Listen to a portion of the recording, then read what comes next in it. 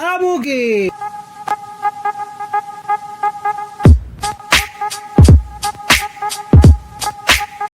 At magandang gabi sa inyong lahat guys. Ayan, kararating ko lang galing trabaho. Ininit ko na lang yung ulam na niluto ni Mrs. ay laswa.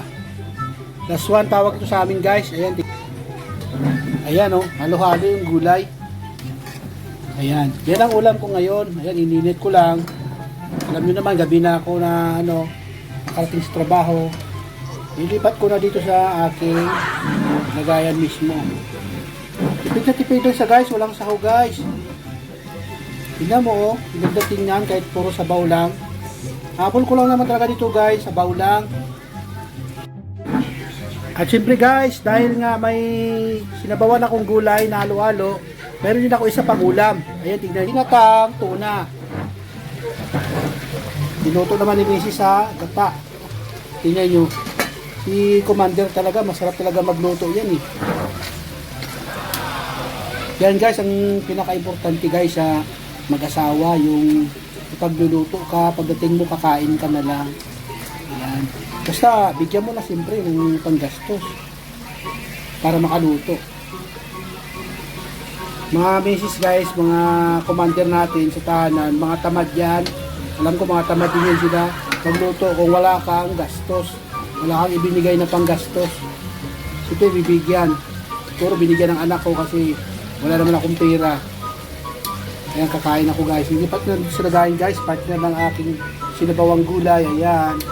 At mahirap lang guys. Dalaw-dalawang ulam.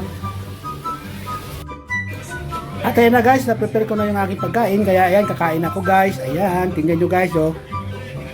O ayan. Yung aking sinabawang gulay na halo-halo. Sa Ilonggo palaswa. Saka nandyan yung aking paksiw na tuna na may gata. Siyempre guys, ayan yung aking kanin. Sus, Maria Josep na kanin. Parang uling kain ko na to ah. Grabe naman si Commander magtakal sa akin ng kanin. Gabi na, lagi karaming kanin. Hatiin ko lang yan guys. Ayan guys, salamat mo sa Panginoon.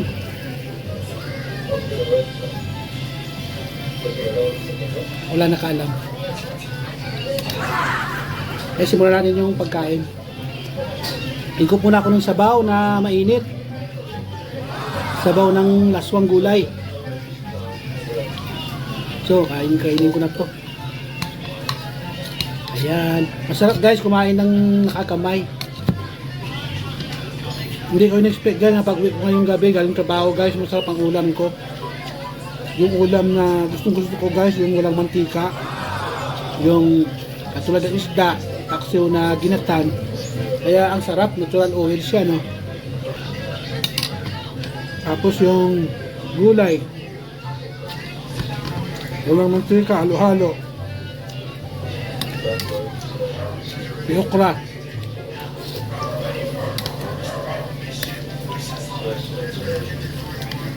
Paborito ko dito guys sa part ng gulay guys, okra. Kasi pagkain mo ng okra, dire-diretso lunok.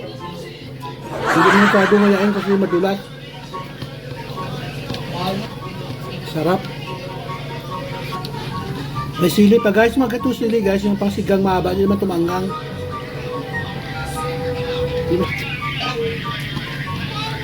Sige guys, maraming salamat naman guys sa inyong panood ng simpleng videos guys. Maraming salamat sa inyong patuloy na pagsuporta sa akin.